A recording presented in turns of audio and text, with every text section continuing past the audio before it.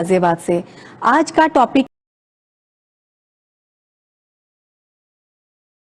कल हमने भाग 1 में आपको कुछ गृह कार्य दिया था, उसके उत्तर निम्नवत हैं। जैसे क्वेश्चन नंबर 1, अगर आप देखेंगे, संधारित्र के आवेशन में उत्पन्न विस्थापन धारा का व्यंजक लिखिए। व्यंजक विस्थापन के लिए जो व्यंजक दिया था वो मैक्सवेल ने दिया था, और उसकी वैल्यू क्या थी, उसका क्या उन्होंने फॉर्मूला दिया था, ये फॉर्मूला दिया था, आई डी बराबर होता है epsilon naught D phi E over D T. Second question है, नेक्स्ट प्रश्न है, एक संधारित्र की आवेशन धारा 0.25 एम्पियर है, इसकी प्लेट के बीच विस्थापन धारा क्या होगी। जैसे कि हमें पता है, मैक्सवेल ने बताया था कि अगर किसी सर्किट में, किसी परिपथ में चालन धारा है और चालन धारा नहीं है तो उसकी एब्सेंस में विस्थापन धारा आती है, लेकिन दोनों का मान सेम रहता है, इक्वल रहता है, बराबर रहता है। अगर इस वाले क्वेश्चन में हमें चालन धारा दी है, इस प्रश्न में हमें चालन धारा दी है, तो विस्थापन धारा कितनी होगी, जितनी चालन धारा है उतनी ही विस्थापन धारा भी होगी, जिसका मान क्या होगा, 0.25 एम्पियर। अगला प्रश्न है, प्रश्न नंबर 3, वैद्युत चुंबकीय तरंगे क्या हैं। वैद्युत चुंबकीय तरंगे, जैसा कि नाम से ही बताया गया था कि ये दो चीजों से मिलकर बनेगा, वैद्युत क्षेत्र और चुंबकीय क्षेत्र। तो क्या है, मुक्त स्थान, मुक्त स्थान या निर्वात में विद्युत एवं चुंबकीय क्षेत्रों के स्वपोषित दोलन, मतलब दोनों के जो फील्ड होंगे, जो क्षेत्र होंगे, जब वो अपने आप दोलन करेंगे, उसकी वजह से जो बनता है वो क्या बनता है, वैद्युत चुंबकीय तरंगे। अगला क्वेश्चन है, क्वेश्चन नंबर 4, प्रश्न नंबर 4, वैद्युत चुंबकीय तरंगों का मूल स्रोत क्या है। वैद्युत चुंबकीय तरंगे किससे बनती हैं, जब कोई आवेश त्वरित हो, आवेश का जो वेग है वो कैसा होना चाहिए, त्वरित होना चाहिए। क्या लिखा है, त्वरित आवेश, इसका क्या स्रोत है, त्वरित आवेश। अगला प्रश्न है, प्रश्न नंबर 5, वैद्युत चुंबकीय तरंगों की प्रकृति कैसी होगी। कैसी होगी, जैसे बताया गया था कि वो कैसी होती हैं, अनुप्रस्थ तरंगे, जैसे अनुप्रस्थ तरंगे होती हैं उसी तरह की इनकी प्रकृति भी कैसी होती है, विद्युत चुंबकीय तरंगों की प्रकृति भी अनुप्रस्थ तरंगों जैसी ही होती है। नेक्स्ट क्वेश्चन है, प्रश्न नंबर 6, वैद्युत चुंबकीय तरंगों के 4 गुण लिखिए। हमें इसकी 4 विशेषताएं बतानी है। सबसे पहली विशेषता हो जाती है उदासीन होती हैं, अनुप्रस्थ होती हैं, यह प्रकाश के वेग से चलती हैं, जैसे जितना लाइट का चाल होती है उसी चाल से ये भी चलती हैं। 4th नंबर का हो जाता है, इसमें ऊर्जा और संवेग होता है। प्रश्न नंबर 7, मैक्सवेल की वैद्युत चुंबक समीकरण लिखिए। मैक्सवेल ने 4 समीकरणों का प्रयोग किया था, जैसा कि वैद्युत जो सबसे पहली समीकरण थी वो क्या थी, वैद्युत संबंधी गॉस नियम। वैद्युत में जो उसने गॉस का नियम, गॉस ने जो नियम दिया था उसको लिया था। दूसरी समीकरण थी चुंबक संबंधी गॉस का नियम। तीसरी समीकरण थी फैराडे नियम। चौथी इक्वेशन थी एम्पियर मैक्सवेल नियम। नेक्स्ट बच्चों, आज का जो सेकंड भाग है, भाग 2 में जो भी हम पढ़ने जा रहे हैं, ये तो सब आज का कल का गृह कार्य था। आज का जितना भी हम पढ़ेंगे वो सारे थोड़ा सा उसके बारे में देख लेते कि आज हम क्या क्या पढ़ने जा रहे हैं। जैसे विस्थापन तथा चालन धारा में संबंध, तरंग से संबंधित शब्दावली, तरंग धैर्य, शब्दावली में क्या आएगा, जैसे क्या होता है, तरंग धैर्य, कला, आवृत्ति, आयाम, आवर्तकाल, संवेग, पॉइंटिंग सदिश, विकिरण दाब, ऊर्जा घनत्व, वैद्युत चुंबकीय तरंगों की तीव्रता, और लास्ट में गृह कार्य। सबसे पहला हमारा टॉपिक था क्या था कि हमें क्या बताना था, चालन धारा और विस्थापन धारा में संबंध बताना था। क्या संबंध है आपस में। जब हम चालन धारा को देखते हैं तो एक परिपथ होता है, ये परिपथ क्लोज परिपथ होता है। चालन धारा इसमें फ्लो करती है, बहती है।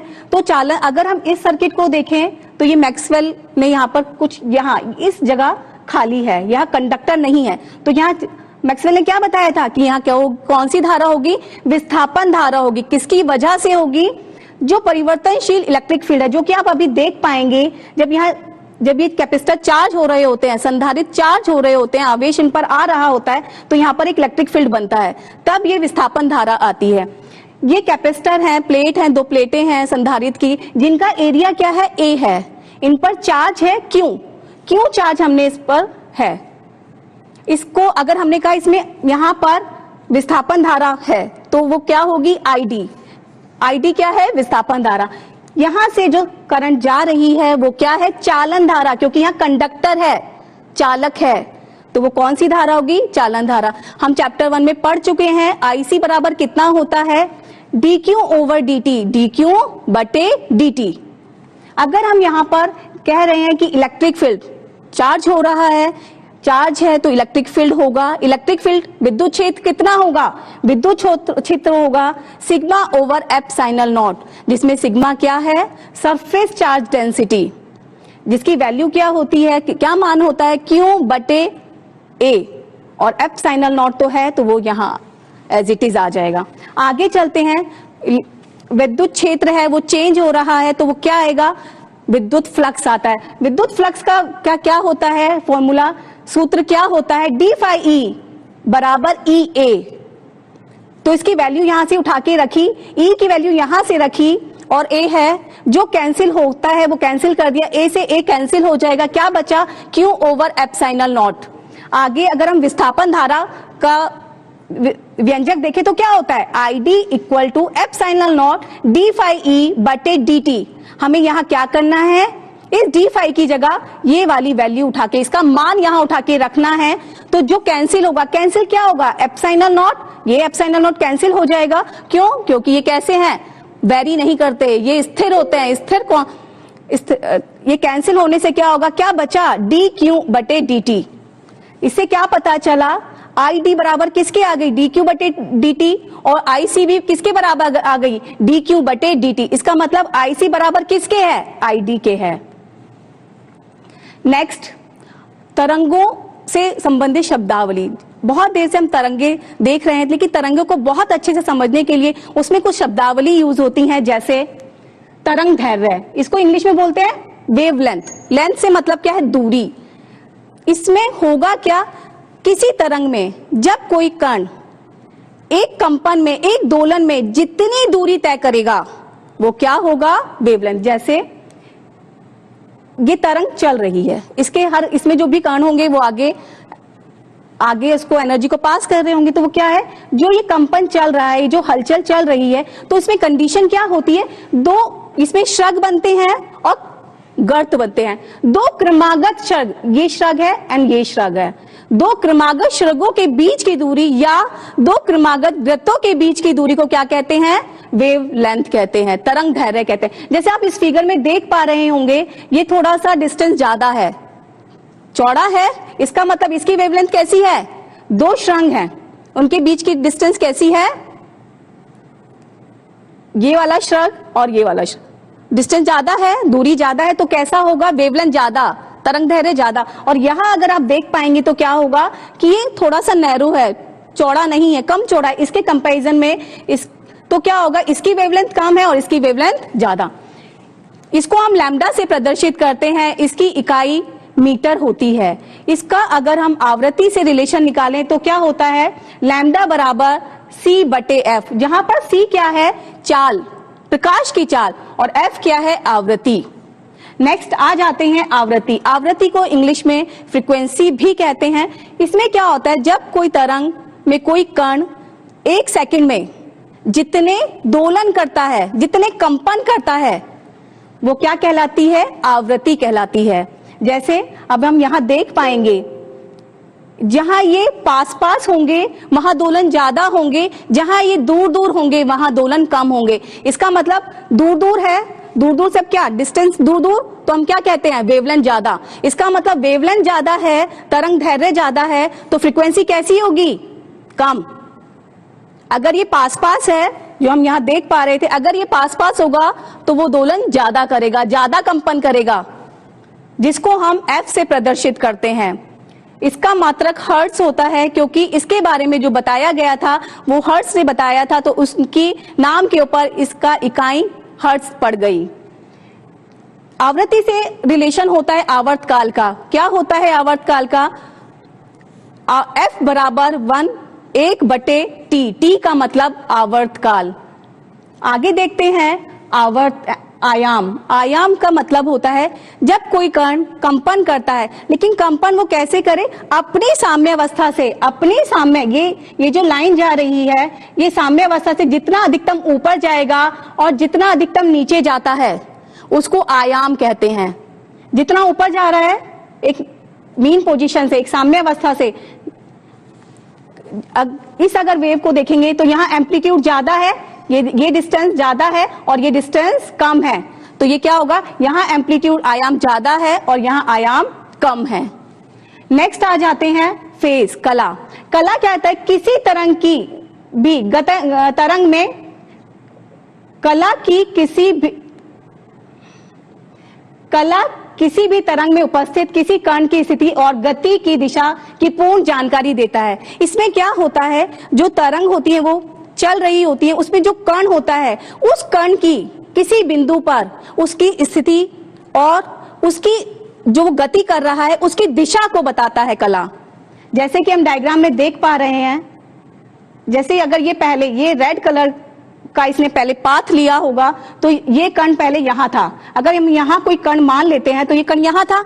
अगर उसने ये वाला पाथ फॉलो किया, इस वाले पाथ से वो गई, तो अब इस बार वो कहां है? इसकी स्थिति यहां होगी। ये क्या बता रहा है? इसकी कला बता रहा है, फेज बता रहा है। अगर हम दो साथ साथ लेकर चलें, दो तरंगे, तो उनमें कितना डिफरेंस है, कितना अंतर है कला में, तो उसको बोलते हैं कलांतर। नेक्स्ट आ जाता है आवर्तकाल। आवर्तकाल का मतलब होता है एक दोलन, तरंग में जो कण है एक दोलन करने में उसको जितना समय लगता है उसे बोलते हैं आवर्तकाल। इसको T से प्रदर्शित करते हैं। इसका रिलेशन होता है फ्रीक्वेंसी से, आवृत्ति से, 1/1/F। F क्या है यहाँ? F फ्रीक्वेंसी है, आवृत्ति है। इसको अगर देखना चाहते हैं तो यहाँ डायग्राम से देखिए, ये एक साइकिल को कंप्लीट करने में, पूरा करने में एक जितना समय लेगा उसको क्या बोलेंगे? आवर्तकाल। और यहाँ इस वाले फिगर में तीनों चीज समझाई गई हैं। जैसे एम्पलीट्यूड, आयाम को देखिए, जैसे जैसे वो इधर और ऐसे कर रहे हैं तो आयाम ये बढ़ रहा है, आयाम घट रहा है। नेक्स्ट आएंगे वेवलेंथ पर, वेवलेंथ कम, वेवलेंथ ज्यादा, अब देख पा रहे होंगे। फेज, अब फेज अलग हो गया।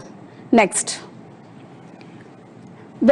ये तो इसकी बेसिक प्रॉपर्टीज थी जो हमने 11th में भी पढ़ी हैं, लेकिन कुछ और प्रॉपर्टीज ऐड हो जाती हैं जो मैक्सवेल की इक्वेशन की सहायता से विद्युत चुंबकीय तरंगों का एक गणितीय विश्लेषण जब किया तो उसका कुछ परिणाम आया। उन परिणामों को देख लेते हैं। जैसे नंबर 1, यदि किसी विद्युत चुंबकीय क्षेत्र में दो क्षेत्र होंगे, विद्युत क्षेत्र होगा और चुंबकीय क्षेत्र होगा, तो इनका कुछ आयाम होगा। वो आयाम हमने क्या माना है, क्या माना गया था? E0 विद्युत क्षेत्र का आयाम और B0 चुंबकीय क्षेत्र का आयाम। तो इन दोनों में क्या संबंध होगा? वो संबंध हम इस सूत्र से लिख सकते हैं, B0 बराबर E0/C, या हम ऐसे भी कहते हैं दोनों का रेशियो E0/B0 बराबर C भी होता है। दूसरा देख लेते हैं, अगर कोई विद्युत चुंबकीय तरंग निर्वात में या फ्री स्पेस जिसमें कुछ नहीं है, निर्वात है, खाली है, हवा है, तो उसमें उसकी जो चाल होती है वो चाल क्या होती है? वो कैसे निकालेंगे? इस फॉर्मूले से निकाला जाता है, इस सूत्र से निकालते हैं। जब ये इसको कैलकुलेट करते हैं, μ0 चुंबकशीलता, ε0 विद्युतशीलता, इन दोनों की जब वैल्यू रखते हैं, मान रखते हैं, तो क्या होता है? ये जो इक्वल आता है C बराबर आ जाता है 3 × 10⁸ मीटर पर सेकेंड, 3 × 10⁸ मीटर पर सेकेंड। नेक्स्ट देखते हैं, किसी माध्यम, अगर वो पहले तो निर्वात में चल रही थी, अगर वो किसी मीडियम में चलेगी तो क्या करेंगे? ये फॉर्मूला हम लगा देते हैं। यहाँ ε0 फ्री स्पेस के लिए आते हैं ये नॉट, लेकिन जब मीडियम की बात करते हैं म्यू और ε आ जाएगा। संवेग, संवेग हमने संवेग में क्या था? संवेग को इंग्लिश में कहते हैं मोमेंटम। जैसा कि इलेक्ट्रोमैग्नेटिक वेव के बारे में ये कहा जाता है कि इसके पास मास नहीं होता है, मास नहीं होता है, लेकिन फिर भी क्या है, वो कह रहा है कि इसकी संवेग भी रखती है और ऊर्जा भी रखती है। संवेग है, ऊर्जा है, इसका मतलब हम कहते हैं मास तो है नहीं, लेकिन अब तक हम क्या पढ़कर आए थे कि संवेग बराबर क्या होता है? mv, मतलब मास चाहिए।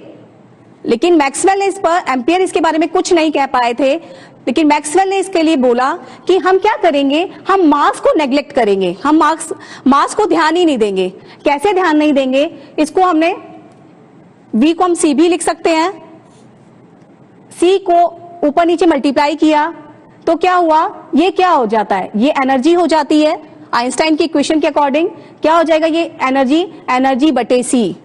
आज के बाद जब हम इसकी बात करेंगे तो क्या होगा, मोमेंटम को हम कैसे पढ़ेंगे, संवेग को कैसे पढ़ेंगे? रेशियो ऑफ एनर्जी और चाल का जो रेशियो होगा, मास को यहां इंक्लूड ही नहीं करेंगे, तो इससे क्या होगा कि उसमें वो ऊर्जा भी होती है और संवेग भी होता है। नेक्स्ट है पॉइंटिंग सदिश। पॉइंटिंग सदिश से मतलब क्या आ रहा है? एक हमारे पास एक पॉइंटर है, इस पॉइंटर से आप क्या समझते हैं कि दिशा बताएगा। अगर हमने ऐसे लगा दिया और हमने आपसे कुछ नहीं बोला तो आप क्या समझ जाएंगे कि यहां इधर की साइड हम कोई दिशा आपको बता रहे हैं। तो पॉइंटिंग सदिश क्या है? एक सदिश राशि है। ये क्या होता है, जो किसी बिंदु पर प्रति सेकंड प्रति वर्ग मीटर प्रवाहित विद्युत चुंबकीय ऊर्जा को सूचित करता है। मतलब प्रति सेकंड प्रति वर्ग मीटर जो वो चल रही है, जिस दिशा में चल रही है तरंग, उसके बारे में बताता है। इसको हम S से प्रदर्शित करते हैं, वेक्टर क्वांटिटी है। इसको ऐसे प्रदर्शित करते हैं, किसके बराबर होता है? 1/μ0 E गुणा क्रॉस प्रोडक्ट है B, magnetic field. Cross product होने से क्या होता है कि क्रॉस प्रोडक्ट जब हटता है तो साइन थीटा आता है।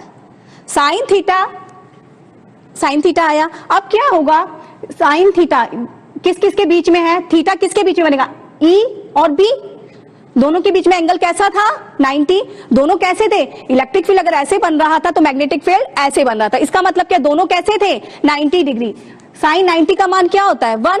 अगर हम वैल्यू पुट कर देंगे तो इसका मैग्नीट्यूड क्या आ जाएगा? S = 1/μ0 EB, जिसको हम डायरेक्ट यहां से देख सकते हैं कि इलेक्ट्रिक फील्ड ऐसे चल रहा है, मैग्नेटिक फील्ड ऐसे कर रहा है, तो इसका जो आगे बढ़ने की जो तरंग बढ़ रही है आगे, वो किस डायरेक्शन में बढ़ रही है? ये this is a point vector, pointing vector. ये पॉइंट कर रहा है कि वेव इस डायरेक्शन में चल रही है। विकिरण दाब, रेडिएशन प्रेशर, ये क्या बताता है कि कोई भी तरंग अगर कहीं किसी भी सतह पर पड़ती है तो दाब लगाती है, प्रेशर लगाती है। अब आप धूप में जाते हैं तो आप कहेंगे वो तो हमें कोई धक्का तो मार नहीं रही है, लेकिन हर कोई वेव, हर कोई तरंग क्या लगाती है? दाब लगाती है। कहीं वो ज्यादा हो सकता है, कहीं वो कम। अगर कोई बच्चा आपके पीछे बैठा है, वो आपके छोटा सा टच कर दे आपके कपड़ों को, तो शायद आपको पता भी नहीं चलेगा, लेकिन उसने क्या किया? दाब लगाया। तो दाब कितनी तरह के हो सकते हैं? पूर्ण अवशोषण हो सकता है, पूर्ण परावर्तन हो सकता है। पूर्ण अवशोषण में क्या होगा कि रे पड़ेगी और वो सारी अवशोषित जिस सतह पे पड़ेगी वो सारा क्या कर लेगा? उसको सोख लेगा। सोख लेने से क्या होगा? वो वेव चल रही होगी तो चेंज इन मोमेंटम होगा। यहाँ 0 है, इस यहां से चली, सपोज करो यहां से चली और यहां गई, यहाँ 0 और यहां जाते जाते संवेग कितना हो जाएगा? P। तो टोटल चेंज इन संवेग, चेंज इन मोमेंटम, मोमेंटम में चेंज कितना आया? P।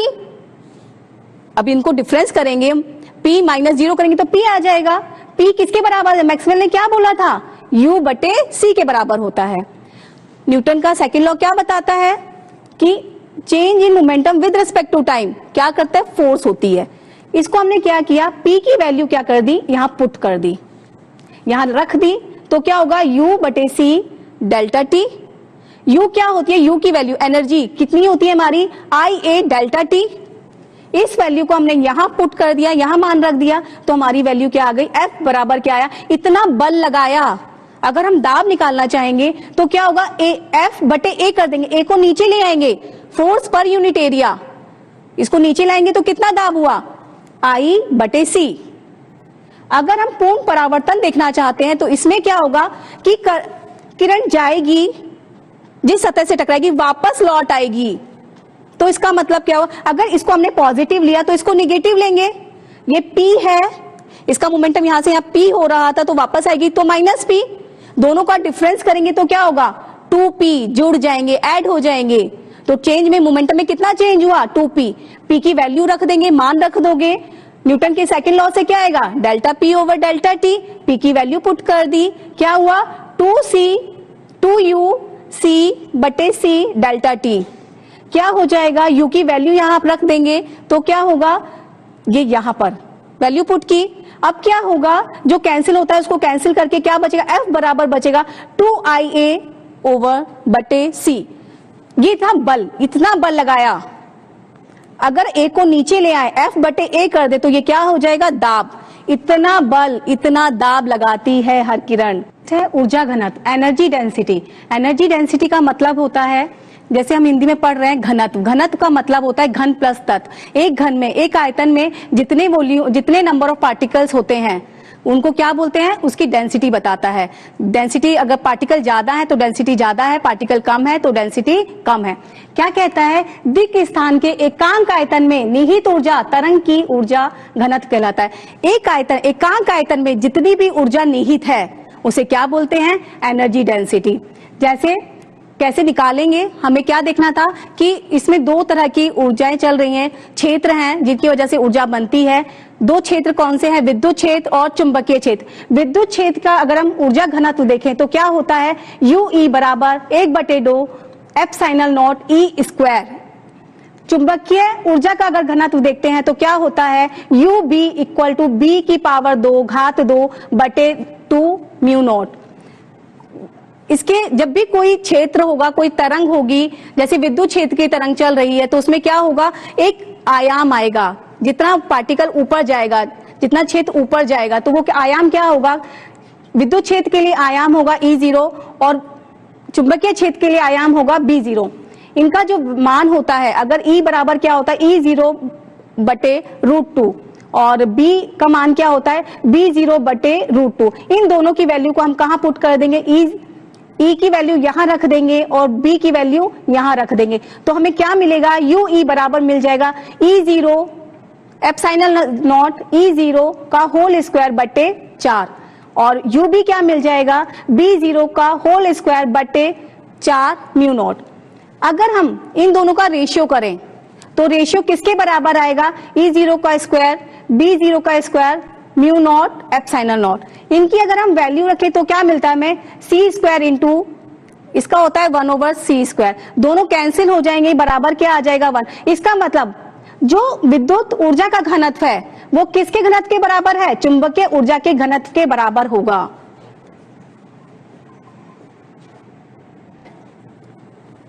नेक्स्ट आता है विद्युत तरंग की तीव्रता, मतलब वो कितनी तेजी से वो चल रही है। तीव्रता तरंग के संचरण की दिशा के लंबवत एकांक क्षेत्रफल से एकांक समय में गुजरने वाली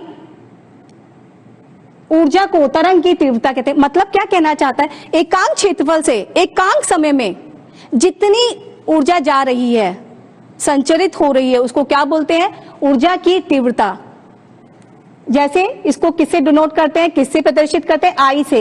ये इसका मान किसके बराबर होता है, पॉइंटिंग वेक्टर के बराबर होता है, पॉइंटिंग सदिश के बराबर होता है। ये इसका परिमाण होता है। जो पॉइंटिंग वो तो डायरेक्शन बताता है, बट उसका जो मान होता है, उसकी जो वैल्यू होती है वो क्या होती है, I के बराबर होती है। अब हम इसकी S की वैल्यू, S की ये वाली वैल्यू यहाँ रख देंगे, मान यहाँ रखा तो E की वैल्यू यहाँ रखी, B की वैल्यू यहाँ रखी, तो ये क्या हो जाएगा, ये हो जाएगा। और फिर इसको जब सॉल्व करेंगे यहाँ पर C से C कैंसिल हो जाएगा तो फाइनल में क्या बचेगा, I equal to 1/2 epsilon naught E naught का स्क्वायर C। लास्ट में क्या गृह कार्य है, जो आज भाग 2 का गृह कार्य है, इसको बच्चों आपको तैयार करना है। इसको हम अगले सेशन में भाग 3 में डिस्कस करेंगे।